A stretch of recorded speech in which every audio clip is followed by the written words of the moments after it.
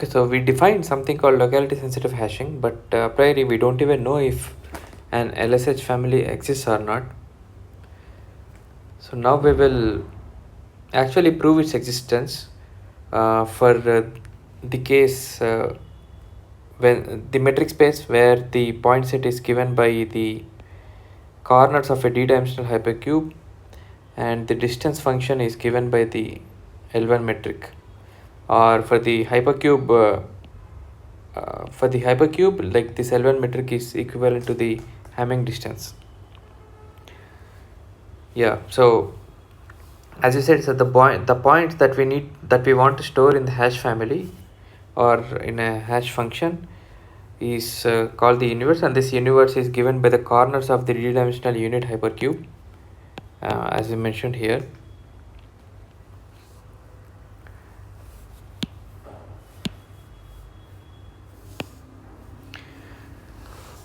So now so it turns out that for the hypercube metric space, a very simple hash family exists which is locality sensitive.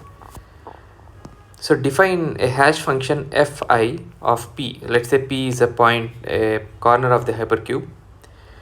Define fi of p to be the ith coordinate of p, and we define fi for each of I in 1 to d.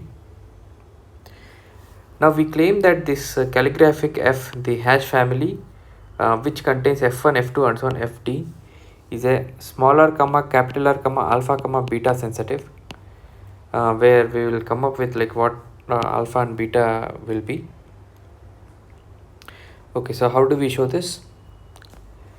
So let's say there are 2 points P and Q, and the distance between them, the Hamming distance between them is at most r.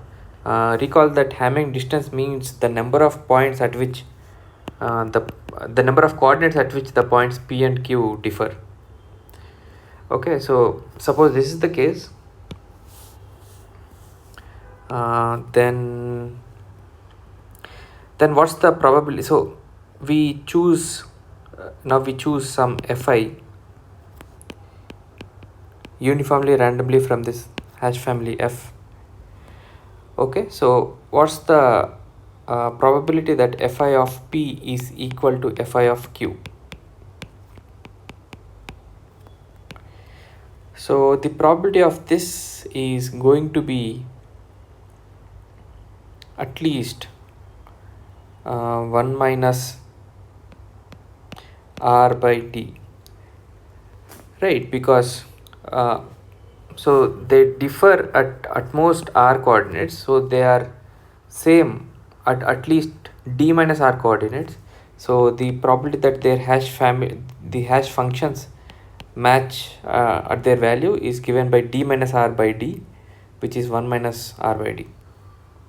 Okay, and the second case where p and q differ by at least r coordinates, capital R coordinates, so here we can see that probability of fi of p is equal to fi of q is at most capital R by d,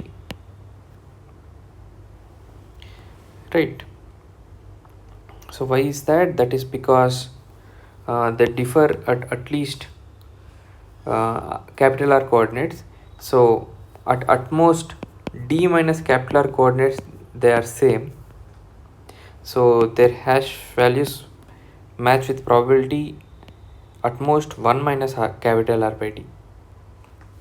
Okay, so this produces the values of alpha to be 1 minus small r by t and beta to be 1 minus capital R by t. Okay, and we can also verify that for small r less than capital R, alpha is greater than beta. So this is this family f is a valid hash family, locality sensitive hash family for the hypercube metric under Hamming distance.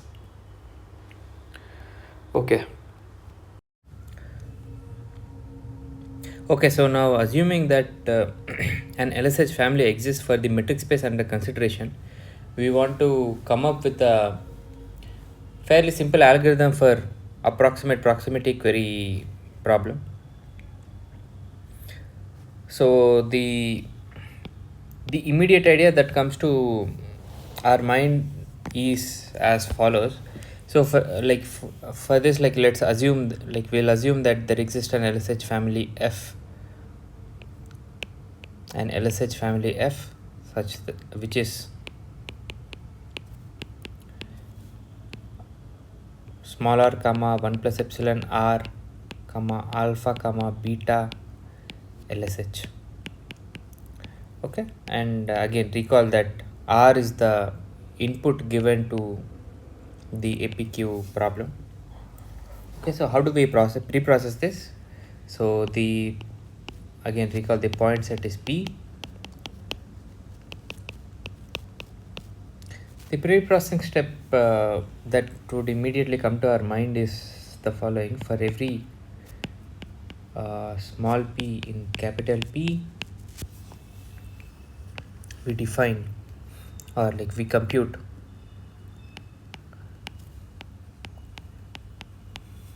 f of p, where f is uniformly randomly chosen from the LSH family capital F. So each point in, so let's say this is the point set P and these are the points.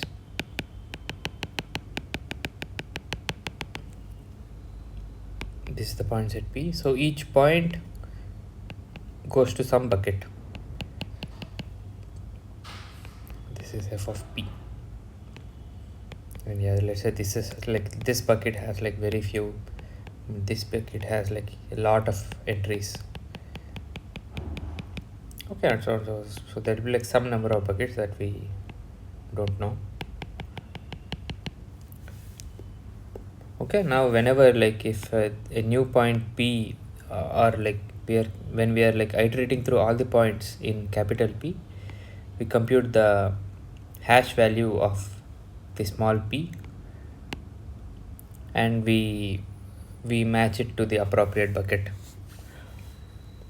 Okay, that's going to be our like very naive data structure. Now how do we handle queries? Okay, so again the very obvious way to handle a query would be for we compute capital F of Q and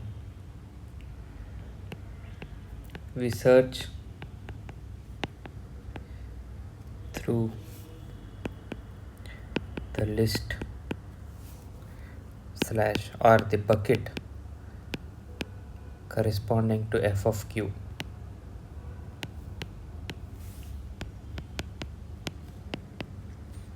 For a query for a point P such that distance of P comma Q is at most R times 1 plus epsilon. So let's say a new query point comes, let's say here, then we compute F of Q. Suppose F of Q maps to this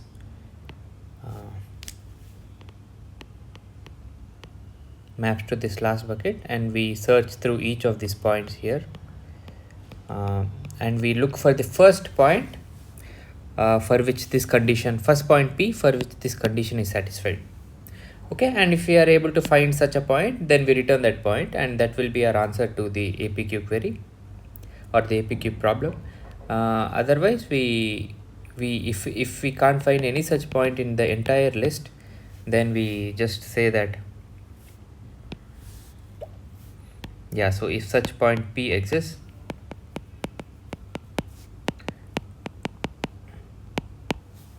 satisfying this condition, then return P. Otherwise say no point in ball of q comma r. Okay, so this will be our way to solve the APQ problem. So this thing works, but we would like to analyze like how efficient this pre-processing method and the query answering method is.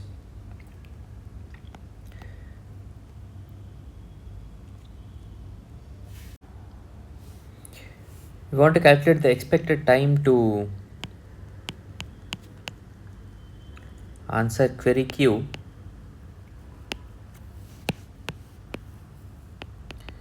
Okay, so first note that if once we encounter a point P, of course, like this search we do only in bucket corresponding to f of q.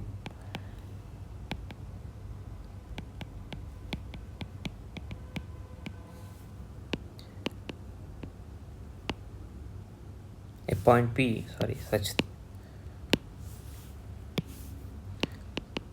that distance of P comma Q is within 1 plus epsilon times R, then we return it. Okay, so the problem comes when there are like many points which are far from which are at a distance of at least 1 plus epsilon times R from Q. Okay, we want to calculate how many such points will be. Okay, so number of points P such that distance of P comma Q is greater than 1 plus epsilon times R. Okay, so but remember that we are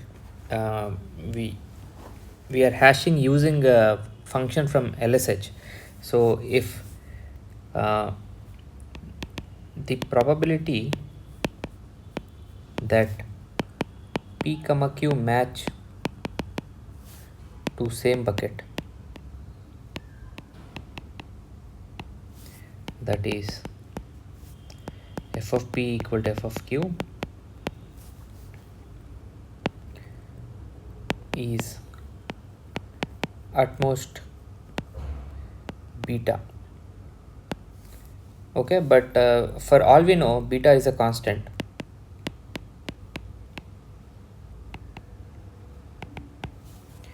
So this expected number of points,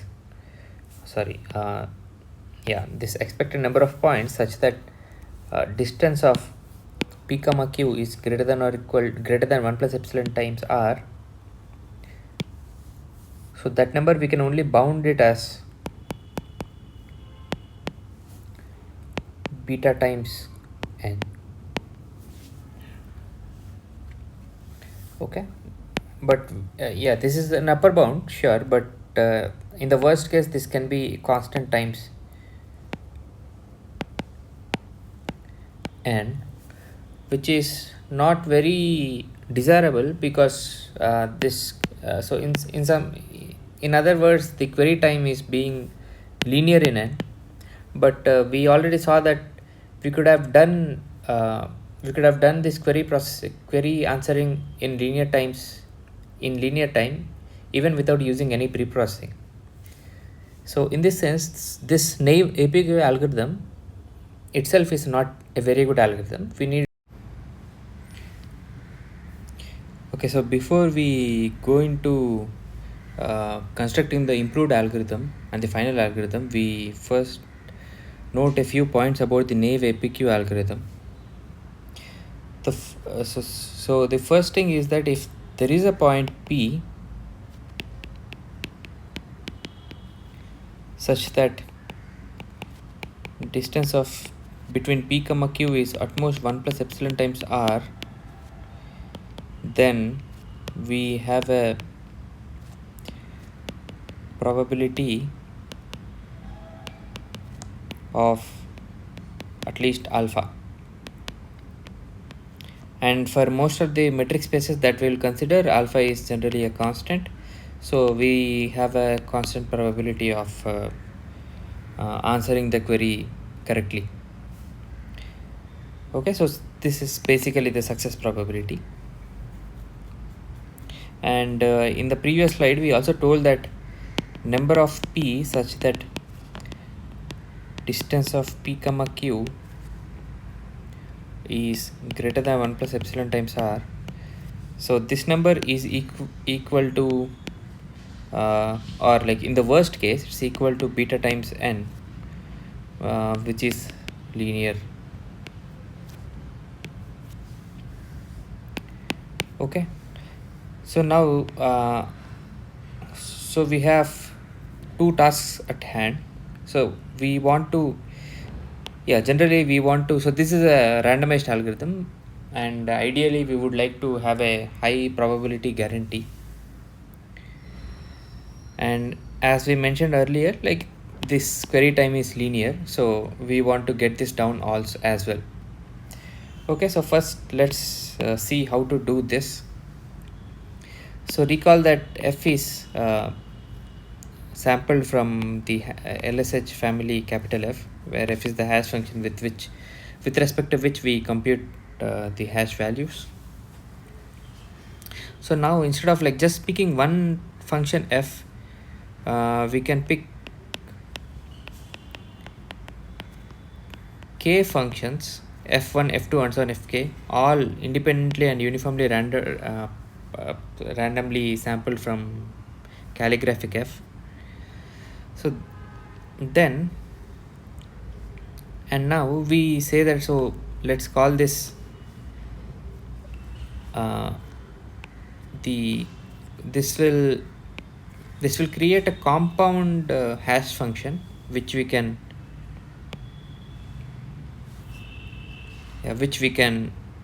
denote as this denotes and, which you can denote as and of calligraphic f comma k. Okay, and now we deem that 2 points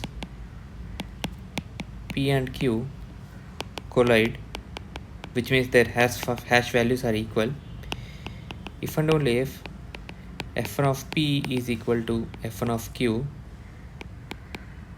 and f2 of p is equal to f2 of q, and so on. And finally we also require fk of p is equal to fk of q. Okay, so then like it's easy to see that the number of points p such that distance between p comma q is greater than 1 plus epsilon times r. Okay, so here I made a mistake. So this is number of points q such that distance between p comma q is greater than 1 plus epsilon times r, and if we took only one hash function, and they collide, this number is given by beta times n. Okay, and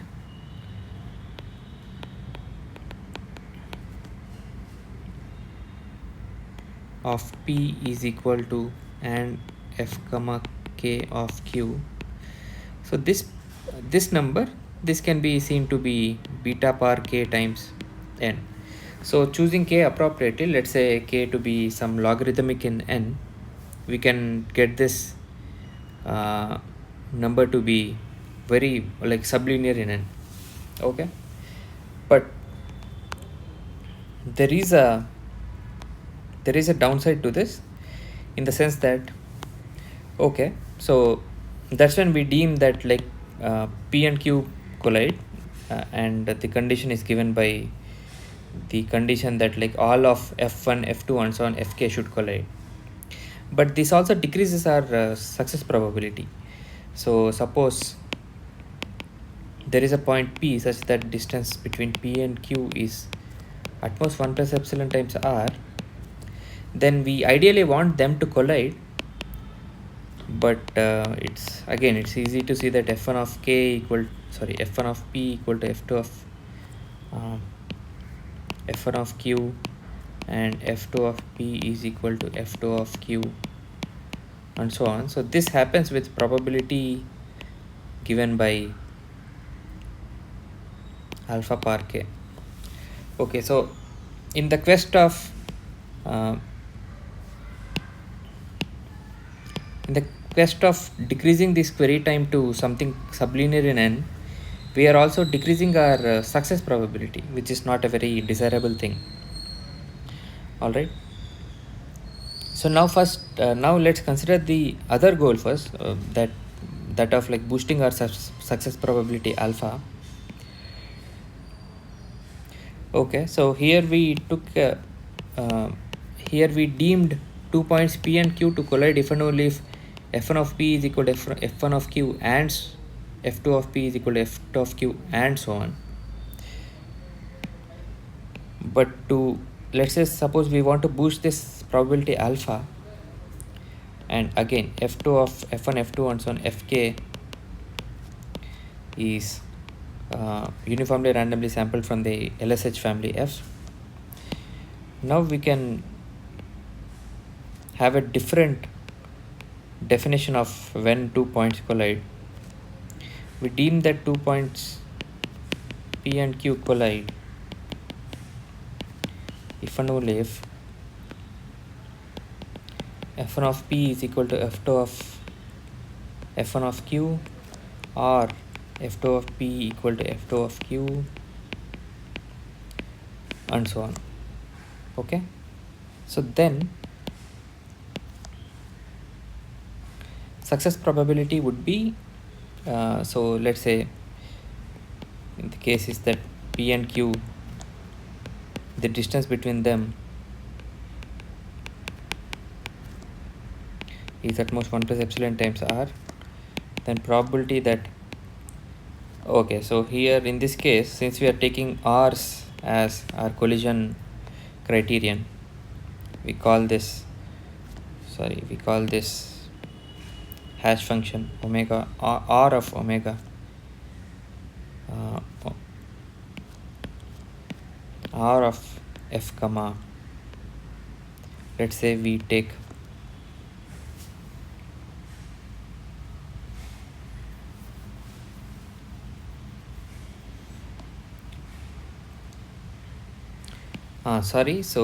so here we already took k, so instead of taking k here, let's say we take tau number of functions,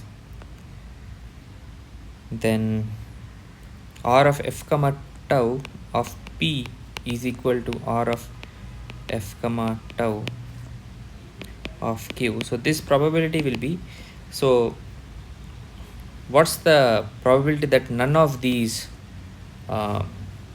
equalities hold?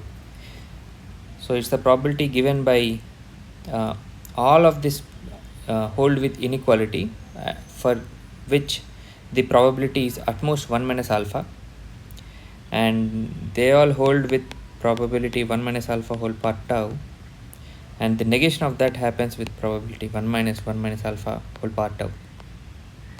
Okay, so if alpha is a constant, then this will be a very small number, which in turn means that this will be a number very close to 1. So yeah, we achieved our goal of boosting the success probability, but at the same time it can also be shown that using previous arguments only, it can be shown that